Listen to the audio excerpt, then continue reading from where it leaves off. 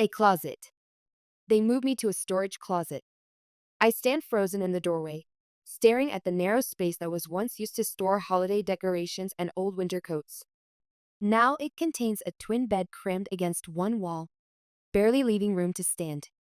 A single bulb hangs from the ceiling, casting harsh shadows across cardboard boxes stacked in the corner. My mother's voice comes from behind me, unnervingly cheerful. "We put your old comforter on the bed. The one with the flowers you always liked." I turn slowly to face them. My mother with her practiced smile, my father avoiding my eyes, and Sarah, my sister, leaning against the wall with that smug look I've known since childhood. The same look she had when she got the bigger bedroom, the better Christmas presents, the endless second chances. "You promised you wouldn't touch my room," I whisper, my voice surprisingly steady considering the storm raging inside me. Dad clears his throat. "Don't be so dramatic, Chloe. It's just for when you visit. Just for when I visit." After 5 years of monthly $1,500 transfers to keep their lights on and food in their refrigerator. After paying the mortgage they're still struggling with because of Sarah's extravagant wedding to a man who's now her ex-husband. After being the only one who didn't abandon them. And now I get a closet. Something inside me, something that has been bending for decades, finally breaks. Flashback, the responsible daughter.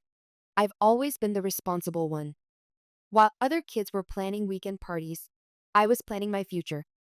My name is Chloe, and for the past 5 years, I've lived what most would consider a successful life. Great job in a neighboring state, company provided housing, and enough income to help others. But success doesn't always equal happiness, especially when family is involved. Growing up, I watched my parents shower Sarah with attention and love. She was their golden child, their perfect firstborn who could do no wrong. My mother, a former beauty queen who never quite adjusted to losing her crown, saw herself in Sarah's effortless charm. My father, who grew up with very little, seemed determined to give Sarah everything he never had, regardless of whether we could afford it. "You're so serious all the time," Mom would tell me when I chose studying over social events. "Why can't you be more like your sister?" What she never acknowledged was that someone in our family needed to be serious. Someone needed to think about consequences. Every other weekend for the past 5 years, I've made the drive back home to visit my parents. It became my routine. Finish work on Friday, pick up thoughtful gifts from shops near my apartment, and head to their house. Sometimes I wondered why I kept doing it, but then I'd remember the loan. That cursed wedding loan that changed everything. Flashback, the wedding loan. 7 years ago, Sarah announced she was getting married to Mark, a man she described as loaded, but who somehow couldn't fund their wedding. Instead of the reasonable celebration I suggested, she wanted something extravagant, far beyond our family's means. I still remember that evening, sitting at our kitchen table, watching my parents' faces as they told me their plans to take out a loan for her wedding. "Mom, Dad, this is crazy," I said, trying to be the voice of reason. "Why can't Sarah take out the loan herself if she wants such an expensive wedding?" Mom's face tightened the way it always did when I questioned anything about Sarah. I noticed how the corners of her mouth pulled down, how her fingers tensed around her coffee mug. Signs I'd learned to read since childhood. "Your sister has some issues with her credit history," she said, her voice clipped. "The banks won't give her a loan right now." I later learned that some issues meant 5 maxed out credit cards and a repossessed car. But of course, that was never directly addressed in our family. "Then maybe she should have a smaller wedding," I suggested, already knowing the answer. "Mind your own business, Chloe," Mom snapped. "This is about your sister's special day. Don't be selfish." That was the word they always used when I tried to be the voice of reason. Selfish. Dad just sat there nodding along with Mom like he always did when it came to Sarah. I knew right then how it would all play out, but I had no idea just how bad things would get. Flashback. The disappearance. The wedding was everything Sarah wanted. Cathedral ceremony, 6 bridesmaids in custom gowns, 5-tier cake, and an open bar that ran until 2 a.m. I watched my parents beaming with pride, ignoring the cost statements I knew were piling up at home. 3 months later, Sarah and Mark moved across the country for his job. 6 months after that, my parents called me in tears, unable to make both their mortgage payment and the wedding loan payment in the same month. Just this once, Dad said, his voice heavy with shame. We'll pay you back next month. But just this once became every month, and the promised repayments never materialized. I started sending them $1,500 monthly to cover both payments. Meanwhile, Sarah posted pictures of their new vacation home on social media, never once mentioning the debt her wedding had created. Then, suddenly, Sarah vanished. She blocked me on every platform, changed her number, and stopped responding to our parents' emails. Mom made excuses. She's just busy with her new life. But I saw the hurt in her eyes. For 5 years, I was the only daughter they could rely on. I visited twice a month, sent money without fail, listened to their problems. I became their emotional and financial support system while Sarah enjoyed her freedom. Present day, the return. Last Friday, everything changed. I pulled up to their house like always, arms full of the usual thoughtful little presents. The moment I walked through that door, my whole world shifted. There, sitting in our living room like she'd never left, was Sarah. And she wasn't alone. Two small children I'd never met were playing at her feet. The sight hit me like a physical blow. My sister, who'd disappeared from our lives without a trace, who'd blocked me on every platform, who'd ignored every email about the loan, she was just sitting there, acting like nothing had ever happened. And our parents? They were beaming at her like she was the prodigal daughter returned from war, not someone who'd abandoned them to financial ruin. Oh, hey, Chloe, Sarah said casually, as if we'd seen each other yesterday. Then she turned toward the kitchen and shouted, Mom, I'm starving. Is my favorite dish ready yet? I stood in the doorway, gifts growing heavy in my arms, watching my parents' faces light up at Sarah's demanding tone. Some things, it seemed, never changed. That night at dinner, I finally broke the uncomfortable silence. What made you decide to come back, Sarah? She shrugged, shoveling another forkful of food into her mouth. Just miss Mom and Dad, that's all. Her tone was casual, as if she hadn't ghosted us all for 5 years. I took a deep breath, trying to keep my voice steady. Does this mean you're finally going to help pay back the loan they took out for your wedding? The temperature in the room seemed to drop 10 degrees. Sarah's face flushed red with anger, but before she could respond, Mom jumped in. Chloe, this isn't the time to talk about money, she scolded. Can't we just be happy that the family is finally together again? I wanted to scream. The family is together again? What about the past 5 years when I was the only one helping them stay afloat? Every month, without fail, I'd been sending $1,500 to cover their bills and groceries because they couldn't manage after paying Sarah's wedding loan. But sure, let's not talk about money. Before leaving that Sunday, I caught Sarah alone in the kitchen. How long are you planning to stay? I asked, trying to sound casual. Oh, not long, she said, waving her hand dismissively. Mark's waiting for me back home. We just need a little vacation. I didn't believe her, but I left it alone. What I didn't know then was that she had already been plotting with our parents to take over my room. Present day, the betrayal, 2 months passed before I visited again. I landed a massive project at work that demanded all my attention. My calls with Mom became shorter and more distant.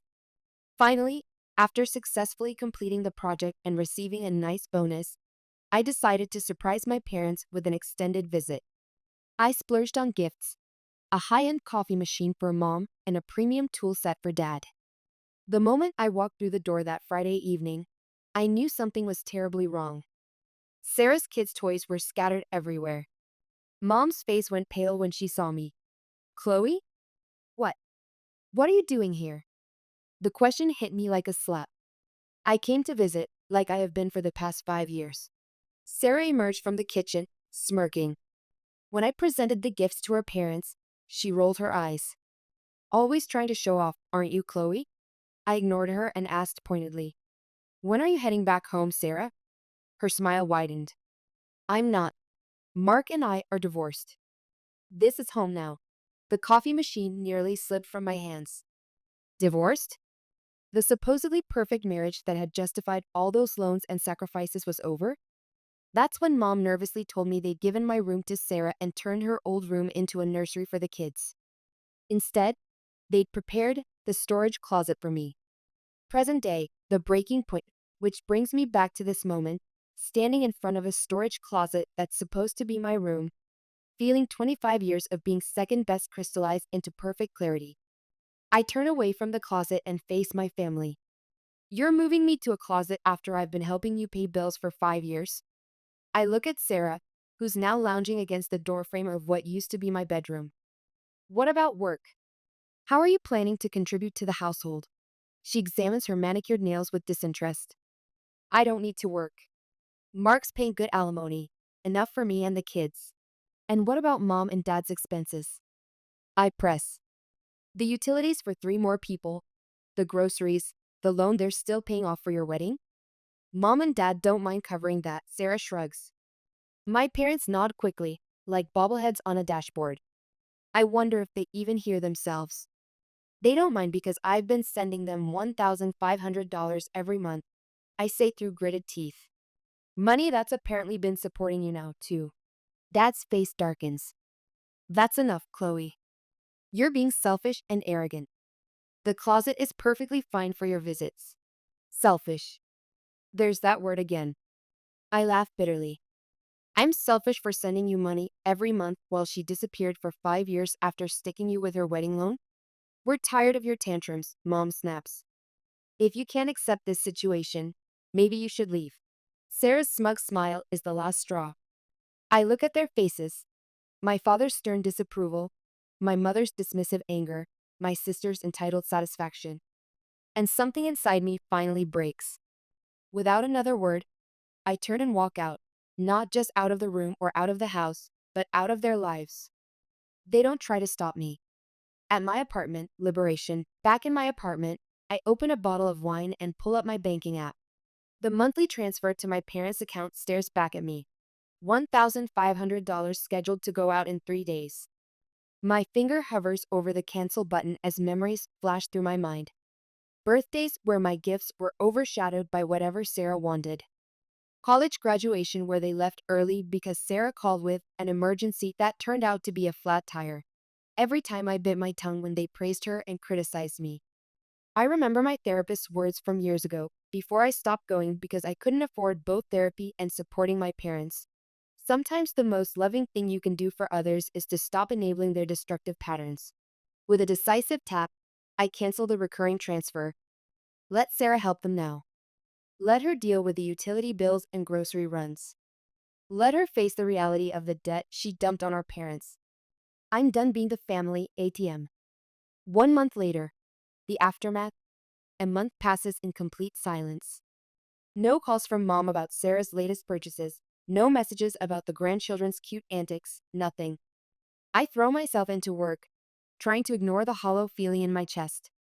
Social media becomes my window into their world. Mom's Facebook page fills with photos. My beloved daughter and her beautiful children. Sarah and mom baking cookies. Sarah and dad at the park with the kids. Happy family moments that don't include me. Each post is like a knife twist, but I refuse to look away. I need the reminder of why I made my decision. Then comes the call I've been expecting. Why hasn't the money come through? Mom demands without even a hello. I keep my voice steady. I canceled the transfers. There's a long silence. You. What? I canceled them. I'm not going to help anymore. You can't do that. Mom's voice rises to a shriek. We need that money. How could you be so selfish? There's that word again. I almost laugh. Selfish? I've been supporting you for 5 years while Sarah lived in her fancy house and posted pictures of her shopping sprees. Let her help you now. She has children to support. Mom's voice cracks with anger. With Mark's alimony, I counter. The conversation deteriorates from there. Mom calls me jealous, cruel, ungrateful. I finally hang up, my hands shaking but not from guilt. For the first time in years, I feel in control. The text messages start almost immediately. Sarah's is the first. You jealous thing, you've always hated that mom and dad love me more. Dad's is shorter. Your mother is crying because of you. I hope you're happy. Happy isn't the word. Tired, maybe. Tired of being the family's backup plan. tired of watching them prioritize Sarah no matter how many times she lets them down. 6 months later, new beginnings. My real estate agent calls with exciting news. I've closed on a beautiful condo in the city. As I sign the final paperwork, I realize I feel lighter than I have in years. The weight of my family's expectations, their constant demands, their perpetual favoritism, it's all falling away. I'm no longer the responsible one who has to fix everything. No longer the second best daughter who has to accept whatever scraps of attention they deign to give me. I'm just Chloe, and for the first time in my life, that feels like enough. My cousin Emma calls to check on me. I thought you should know, she says hesitantly. Your mom's been telling everyone that you abandoned them, that you're punishing them for helping Sarah in her time of need. I snort. Is that what they're calling it now? Helping Sarah? They're working double shifts, Emma continues. Your dad's exhausted. Sarah's still not working, just spending her alimony on shopping and fancy lunches with friends. Your parents are basically raising the kids while Sarah goes out. She says she's healing from her trauma or something. Same old Sarah, different excuse. You know what's funny? I say, staring out my apartment window. For 5 years, I sent them money every month. I visited twice a month. I was there for every holiday, every birthday. But the moment Sarah showed up, I became disposable. They literally put me in a closet, Emma. I know, she says softly. It's not right. No, it's not. But it's not my problem anymore. Epilogue. The view from here, from my new condo's balcony, I can see the city's skyline. A view I'd never have if I were still sending my money to support Sarah's lifestyle. The mortgage payments are manageable, and for the first time in my adult life, I'm investing in my own future instead of paying for my sister's past. Emma keeps me updated on the family situation, though I never ask. Sarah's still living with her parents, spending her alimony on designer clothes and spa days while throwing occasional scraps toward her kids' expenses. Mom and Dad are working extra shifts, their faces showing the strain of supporting 3 additional people. They finally paid off Sarah's wedding loan, the debt that started this whole mess. The irony isn't lost on me that they finished paying for a marriage that didn't even last. Sometimes when I'm sitting on my balcony with a glass of wine, watching the sunset over the city, I think about that storage closet they tried to move me into. It was their final gift to me, really. The push I needed to break free, to stop accepting scraps of their attention while giving them everything I had. In a strange way, I'm grateful for that closet. It finally showed me exactly where I stood, and exactly where I deserved to go instead.